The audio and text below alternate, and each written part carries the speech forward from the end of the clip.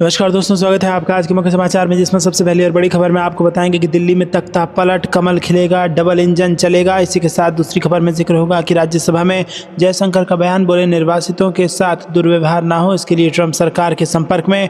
आगे जिक्र होगा कि पीएम मोदी सरकार की उम्मीद योजना, महिलाओं के सपनों को मिली उड़ान। पूरी खबर आपको बताएंगे दोस्तों। खबर में आगे जिक्र होगा कि किसानों के लिए खुशखबरी, सोलर पंप पर सब्सिडी दे रही है योगी सरकार, मिलेगा जबरदस्त फायदा। और इसी के साथ आगे जिक्र होगा कि मोदी सरकार 7 फरवरी को ले सकती है बड़ा फैसला, नए आयकर विधेयक को मिल सकती है मंजूरी। दोस्तों, हर एक खबर की गहराई में आपको ले जाएंगे, लेकिन उससे पहले आपसे निवेदन की वीडियो को कीजिए लाइक और चैनल को सब्सक्राइब करके बेल आइकन दबाकर कमेंट में लिखिए जय हिंद। रुक करते हैं सबसे पहले और बड़ी खबर की तरफ। दिल्ली में तख्ता पलट, खिलेगा कमल, डबल इंजन चलेगा। जी हाँ दोस्तों, आपको बता दें कि यहाँ पर दिल्ली की 70 विधानसभा सीटों पर 5 फरवरी को मतदान हुआ और इसके बाद अब एग्जिट पोल सामने आ गए हैं। एग्जिट पोल में दिल्ली में बड़ा बदलाव होते दिख रहा है। मेट्राइज के सर्वे के मुताबिक दिल्ली में बीजेपी और आम आदमी पार्टी के बीच कांटे की टक्कर देखने को मिल रही है, लेकिन इसमें बीजेपी को मामूली बढ़त देखने को मिल रही है। इन आंकड़ों के मुताबिक आम आदमी पार्टी को 32 से 37 सीटें मिलती दिख रही हैं और जबकि बीजेपी 35 से 40 सीटों के साथ दिल्ली में सरकार बनती दिख रही है। वहीं कांग्रेस को भी 1 सीट मिलती नजर आ रही है। चाणक्य स्ट्रेटेजी के एग्जिट पोल में भी बीजेपी को बढ़त मिलती दिख रही है और इस सर्वे के अनुसार दिल्ली में आम आदमी पार्टी को 25 से 28 सीटें मिलती हैं, जबकि यहाँ पर बीजेपी दिल्ली में 39 से 44 सीटें मिलती दिख रही है, जबकि कांग्रेस 2 से 3 सीटें जीत सकती है। तो दोस्तों, चाणक्य स्ट्रैटेजी के एग्जिट पोल में भी भारतीय जनता पार्टी धूमधाम से सरकार दिल्ली में बना लेगी। और वहीं पोल डायरी के एग्जिट पोल की बात की जाए तो वहां भी यही संकेत है कि दिल्ली में बदलाव होता दिख रहा है और बीजेपी बहुमत के साथ सरकार बनाती दिख रही है। इस पोल के मुताबिक आम आदमी पार्टी 18 से 25 सीटें हासिल कर सकती है, जबकि बीजेपी को 42 से 50 सीटें मिल सकती हैं। वहीं कांग्रेस को 0 से 2 सीटें मिल सकती हैं। तो दोस्तों, तमाम एग्जिट पोल्स यहां पर भारतीय जनता पार्टी की धूम की तरफ इशारा कर रहे हैं और पूर्ण बहुमत के साथ यहां पर सरकार भारतीय जनता पार्टी की दिल्ली में अब आने जा रही है और सालों का वनवास यहां पर खत्म होने वाला है। रुक करते हैं अगली ब्रेकिंग न्यूज की तरफ। राज्यसभा में एस जयशंकर का बड़ा बयान, बोले निर्वासितों के साथ दुर्व्यवहार ना हो, इसके लिए ट्रंप सरकार के संपर्क में। जी हाँ दोस्तों, अमेरिका से निर्वासित किए गए भारतीय नागरिकों पर राज्यसभा में विदेश मंत्री एस जयशंकर ने बयान दिया और इस दौरान उन्होंने कहा कि ये सभी देशों का दायित्व है कि यदि उनके नागरिक विदेश में अवैध रूप से रह पाए जाते हैं तो उन्हें वापस ले लिया जाए। और हम अमेरिकी सरकार के साथ बातचीत कर रहे हैं ताकि ये सुनिश्चित किया जा सके कि वापस लौटने वाले निर्वासितों के साथ किसी भी तरह का दुर्व्यवहार ना हो। जयशंकर ने कहा कि सदन इस बात की सराहना करेगा कि हमारा ध्यान अवैध आव्रजन उद्योग के खिलाफ कड़ी कार्रवाई पर है। ऐसा होना भी चाहिए। निर्वासितों द्वारा दी गई जानकारी के आधार पर कानून प्रवर्तन एजेंसियों, एजेंटों और ऐसी एजेंसियों के खिलाफ आवश्यक, निवारक और अनुकरणीय कार्रवाई करेगी। रुक करते हैं अगली ब्रेकिंग न्यूज़ की तरफ। पीएम मोदी सरकार की उम्मीद योजना की से महिलाओं के सपनों को मिली उड़ान। जी दोस्तों, आपको बता दें कि यहाँ पर केंद्र सरकार द्वारा जम्मू कश्मीर में चलाई जा रही उम्मीद योजना ने महिलाओं के सपनों को नई उड़ान दी है। इस योजना ने सिर्फ महिलाओं को रोजगार ही नहीं दिया, बल्कि उन्हें वो हौसला और आत्मविश्वास भी दिया है जिसके दम पर वो आत्मनिर्भर बन सकती हैं। शिक्षित होने के बावजूद बेरोजगारी का दंश झेल रही महिलाएं इस योजना की मदद से घर की बेड़ियों को तोड़कर बाहर आई हैं। जम्मू कश्मीर ग्रामीण आजीविका मिशन की उम्मीद योजना के तहत राजौरी के सीमावर्ती जिले में महिलाओं ने मसाले और मसाला उत्पादन बनाने के लिए एक स्वयं सहायता समूह बनाया है और इससे उन्हें रोजगार मिला है और प्रतिमाह हजारों रुपए की आमदनी भी हो रही है। यहाँ काम करने वाली महिलाओं ने प्रधानमंत्री नरेंद्र मोदी का धन्यवाद किया है। योजना की एक लाभार्थी ने बताया कि हम उम्मीद योजना का हिस्सा हैं और हमने स्पाइसी नाम के एक इकाई शुरू की है, जहाँ हम हल्दी, मिर्ची, धनिया और अन्य मसाला पाउडर का प्रसंस्करण और पैकेजिंग करते हैं। वहीं हमारी इकाई में 10 समूह हैं, जिनमें से प्रत्येक में 10 महिलाएं हैं। पीएम मोदी का बहुत बहुत धन्यवाद। हम चाहते हैं कि पीएम मोदी हम लोगों के लिए और भी स्कीम दें जिससे ज़्यादा ज़्यादा महिलाएं लाभान्वित हो सकें।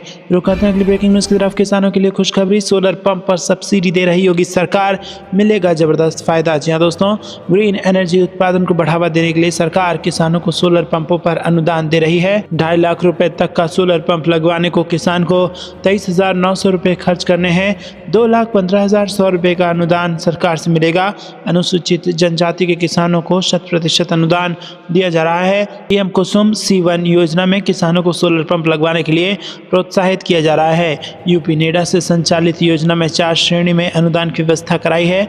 मुख्य विकास अधिकारी जग प्रवेश के अनुसार 3 HP के पंप के लिए 4.5 kV के सोलर प्लांट के लिए केंद्र सरकार से 71,700 व राज्य सरकार से 1,43,400 रुपये, कुल 2,15,000 रुपये का अनुदान मिलेगा। रुक करते हैं अगली ब्रेकिंग न्यूज तरफ। मोदी सरकार 7 फरवरी को ले सकती है बड़ा फैसला, नए आयकर विधेयक को मिल सकती है मंजूरी। जी हाँ दोस्तों, आपको बता दें कि केंद्र सरकार द्वारा नए आयकर विधेयक को जल्द ही मंजूरी मिलने की संभावना है।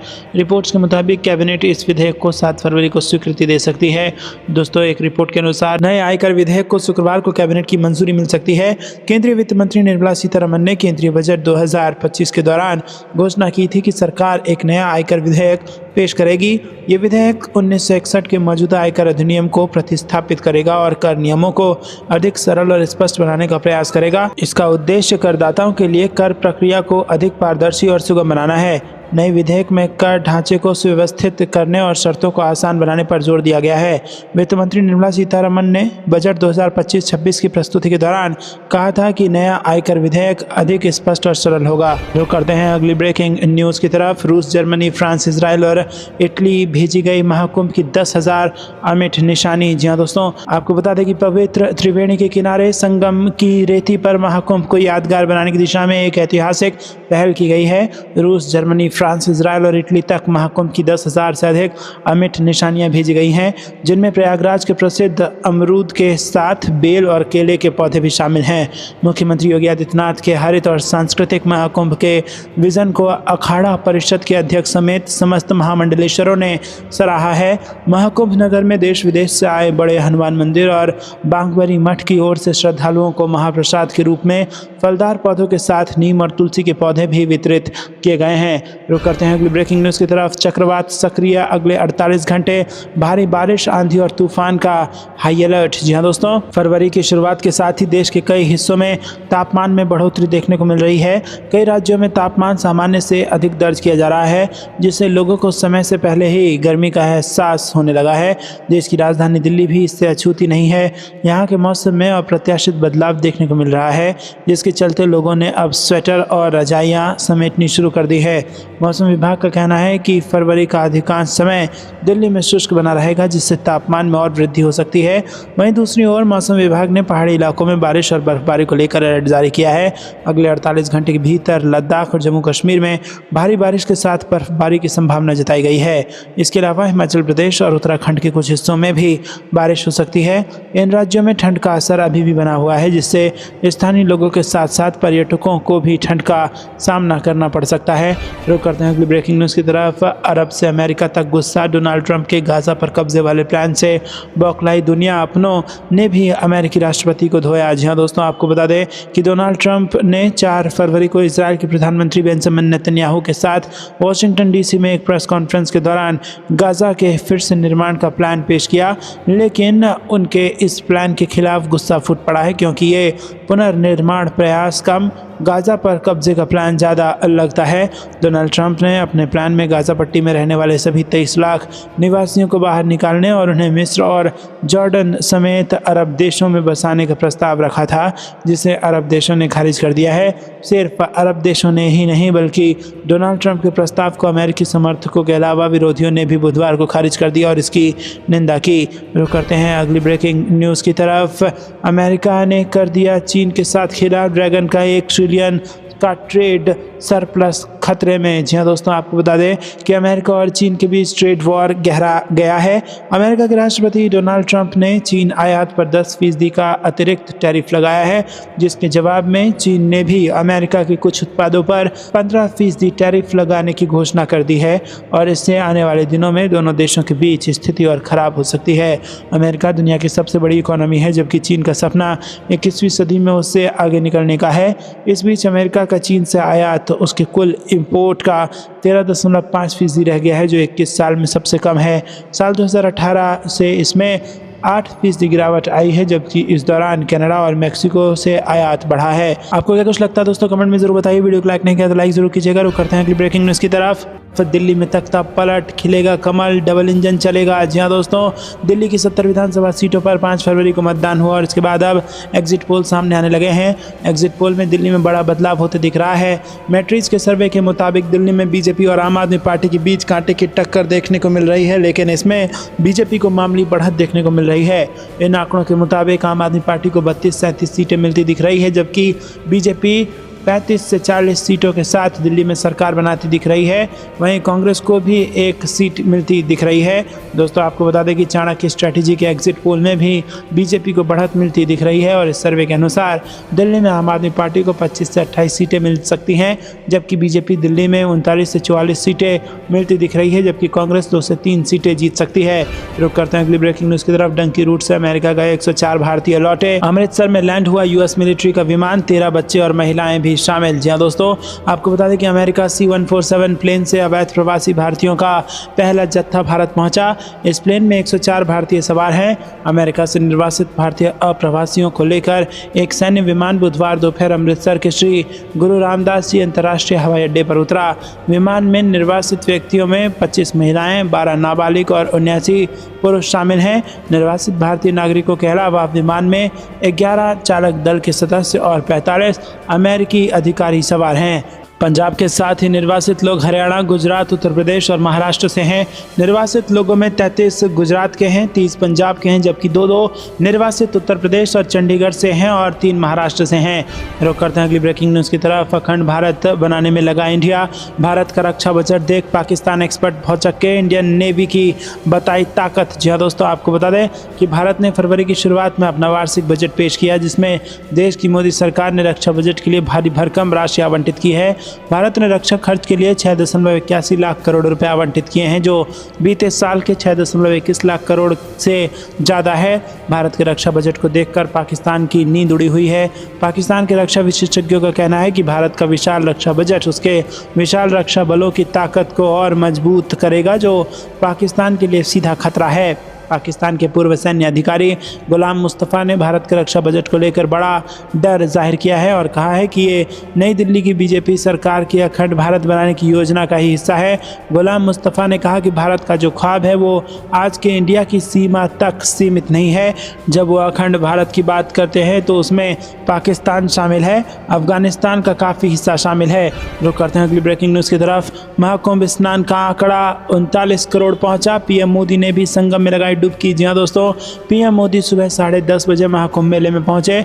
उन्होंने संगम में डुबकी लगाई, मां गंगा की पूजा अर्चना की और फिर लौट गए। 13 जनवरी को महाकुंभ 2025 का आगाज हुआ था और ये 26 फरवरी महाशिवरात्रि तक चलने वाला है। कुंभ मेले में दुनिया भर से श्रद्धालु शामिल हो रहे हैं और संगम में अब तक 39 करोड़ श्रद्धालु स्नान कर चुके हैं। दोस्तों रुक करते हैं अगली ब्रेकिंग न्यूज़ की तरफ। दिल्ली एनसीआर में खिली धूप तो हिमाचल में बर्फबारी, यूपी बिहार समेत अन्य राज्यों में ठंड। जी हाँ दोस्तों, आपको बता दें कि यहाँ पर उत्तर भारत में मौसम बिल्कुल बदल चुका है। दिल्ली यूपी से लेकर राजस्थान तक खिली धूप से ठंड मानो गायब हो चुकी है। हालांकि पश्चिमी विक्षोभ के कारण अब भी मौसम में बदलाव के आसार जताए जा रहे हैं। IMD के मुताबिक उत्तर प्रदेश, राजस्थान, बिहार समेत कई राज्यों में बारिश और कोहरे का अलर्ट है। वहीं बीच बीच में ठंड बढ़ने की संभावना है। दिल्ली में वैसे तो मौसम शुष्क रहेगा, हालांकि बारिश होने से तापमान में भी गिरावट हो सकती है। दिल्ली NCR की एयर क्वालिटी में ज़रूर सुधार हुआ है। आने वाले दिनों में सुबह और रात के समय ठंडी हवाएं परेशान करेंगी। कुछ इलाकों में घना कोहरा छा सकता है। हिमाचल प्रदेश के ऊंचाई वाले इलाकों में ताज़ा हिमपात दर्ज किया गया और मौसम विभाग ने बुधवार को कुछ जिलों में आंधी और बिजली गिरने की आशंका व्यक्त करते हुए येलो अलर्ट जारी किया है।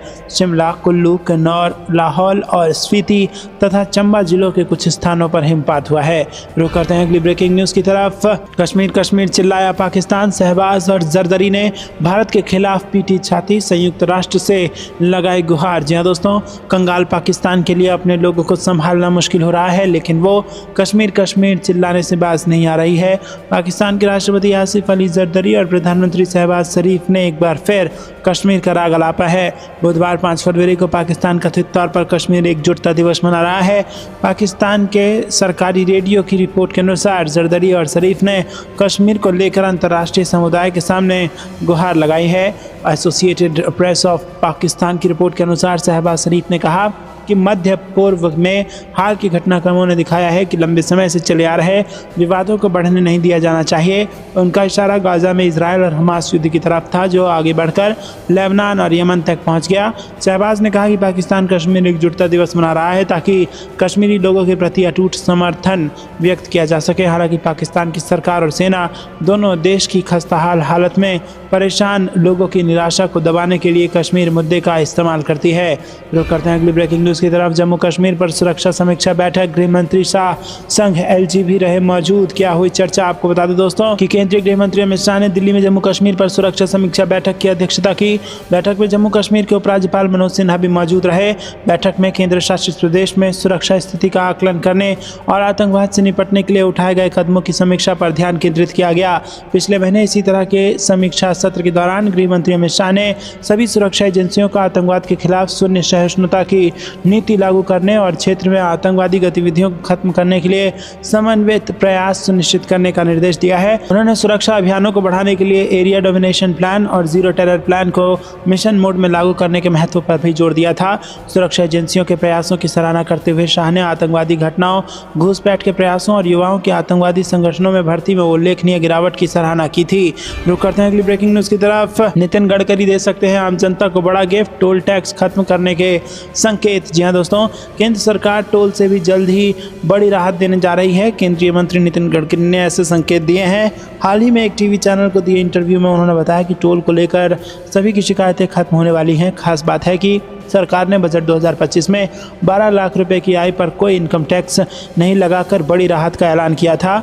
बातचीत में गडकरी से जब टोल से राहत को लेकर सवाल किया गया तो उन्होंने कहा कि जल्द ही मिल जाएगी। उन्होंने कहा कि हमारा अध्ययन पूरा हो गया है, हम जल्द ही ऐसी स्कीम लाएंगे कि सभी लोगों को टोल से एक प्रकार से तकलीफें खत्म हो जाएंगी। हालांकि उन्होंने इस बारे में विस्तार से कुछ नहीं बताया, लेकिन कहा कि मैं जल्द ही स्कीम जारी करके इसे खत्म करूंगा। उन्होंने कहा कि मेरे भी बहुत कार्टून निकलते हैं, सोशल मीडिया पर लोग ट्रोल करते हैं, टोल को लेकर लोग नाराज ही हैं। मैं बस इतना ही कह सकता हूं कि आने वाले कुछ ही दिनों में ये नाराजगी दूर हो जाएगी। केंद्रीय मंत्री ने टोल कलेक्शन के तरीके में भी बदलाव के संकेत दिए हैं। जब टोल टैक्स के लिए बार बार रुकने को लेकर सवाल किया गया तो उन्होंने कहा कि देखिए 99% फास्टैग हैं, रुकने की जरूरत नहीं पड़ेगी। कहीं उन्होंने संकेत दिए हैं कि इसे सैटेलाइट से जोड़ने की तैयारी चल रही है। उन्होंने कहा कि इसके अलावा सरकार कई नीतियां जारी करेगी। वित्त मंत्री निर्मला सीतारमण ने शनिवार को बजट पेश करने के दौरान मध्यम वर्ग को बड़ी राहत देते हुए 12 लाख रुपए की सालाना आय पर कर छूट की घोषणा की है। वेतनभोगी करदाताओं के लिए 75,000 रुपये की मानक कटौती के साथ अब 12.75 लाख रुपए तक कोई टैक्स नहीं लगेगा और साथ ही सरकार इनकम टैक्स को लेकर नया बिल भी इस सप्ताह पेश करने जा रही है।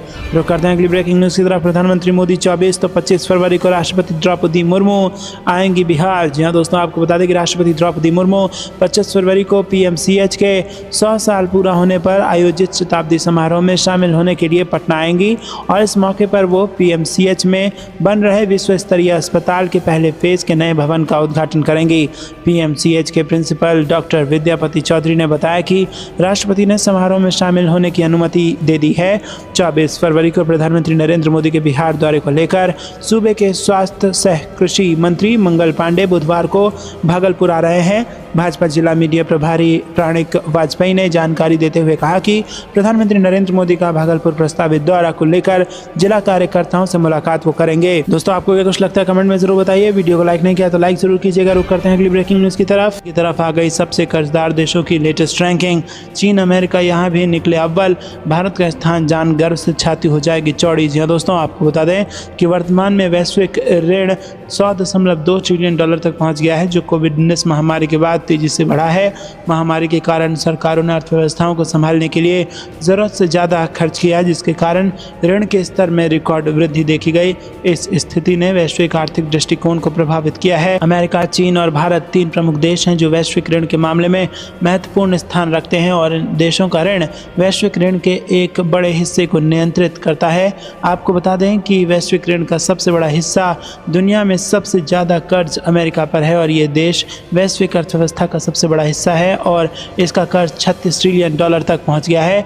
यह आंकड़ा अमेरिकी जीडीपी का करीब 125% है, जो दर्शाता है कि अमेरिका ने अपनी आर्थिक गतिविधियों को बढ़ाने के लिए भारी कर्ज लिया है। रुख करते हैं अगली ब्रेकिंग न्यूज़ की तरफ। ट्रंप का इंडिया के खिलाफ बड़ा एक्शन, अवैध प्रवासियों से भरी पहली फ्लाइट भारत के लिए रवाना, C-17 सैन्य विमान से भेजे जा रहे इंडियंस। जी हाँ दोस्तों, अमेरिकी राष्ट्रपति डोनाल्ड ट्रंप के आदेश के बाद अमेरिका ने अवैध प्रवासियों के खिलाफ बड़े पैमाने पर निर्वासन अभियान शुरू किया है। इसी के तहत सोमवार को एक अमेरिकी सैन्य विमान अवैध प्रवासियों को लेकर भारत के लिए रवाना हुआ। रॉयटर्स के मुताबिक अमेरिकी अधिकारी ने पुष्टि की है कि विमान कम से कम 24 घंटे के अंदर भारत पहुंचेगा। राष्ट्रपति ट्रंप की व्हाइट हाउस में वापसी के बाद ये भारत में पहला निर्वासन है। ट्रंप ने भारत के प्रधानमंत्री नरेंद्र मोदी और विदेश मंत्री एस जयशंकर के साथ अमेरिका में भारतीय अवैध प्रवासियों के मुद्दे पर चर्चा की थी और इससे पहले भारत ने अवैध प्रवासियों को वापस लेने पर सहमति जताई थी और करीब 18,000 अवैध प्रवासियों की वापसी की बात कही थी।